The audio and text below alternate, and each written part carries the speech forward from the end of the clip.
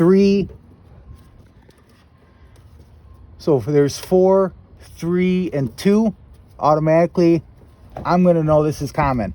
And why I know this is common right away, whenever you see it when you see that it connected, when it goes from this terminal to the contactor, like that, you see that? Yeah. That's your common.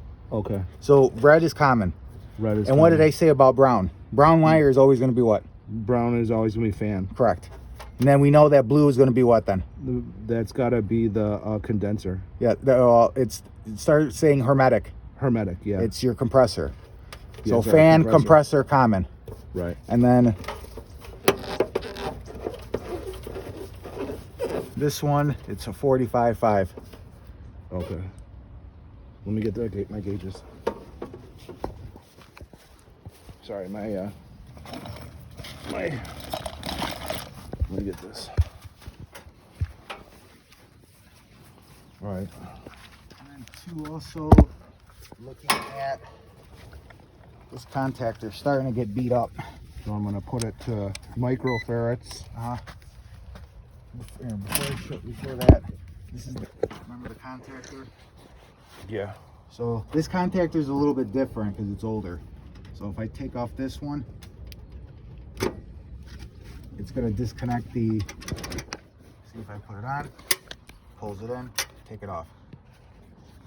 Now when I pull this wire off and test these 2 wires, we'll get 24 volts. Okay. So that's what remember, 24 volts is what pulls in the coil. Right.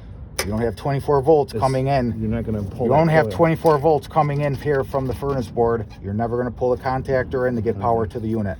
Right. But what I'm going to do. That's why it makes that noise every time you do that, because it's reading that 24 volts. Yeah. Okay. So I mean, I'm going to tell him I'm going to take a picture of this contactor. I'm going to show him. Well, as long as everything else is okay, I'm going to recommend to replace it. This contactor is,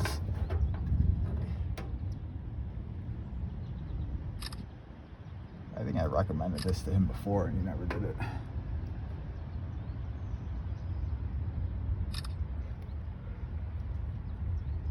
So you see how, if you come over here, you see how beat up these contacts are? You see?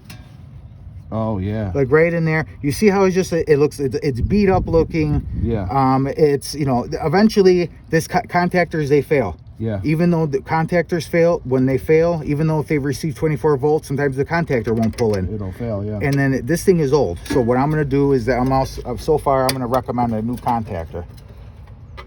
Right, because if he waits for it to fail, it's going to be a service call out. Well, yeah, and it's cheaper to replace parts now while we're here.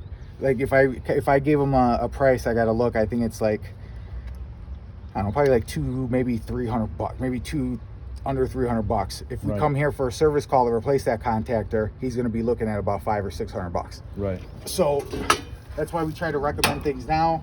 Right, it'd be cheaper now. And then, all right, let's go ahead and test the terminals. Okay. So.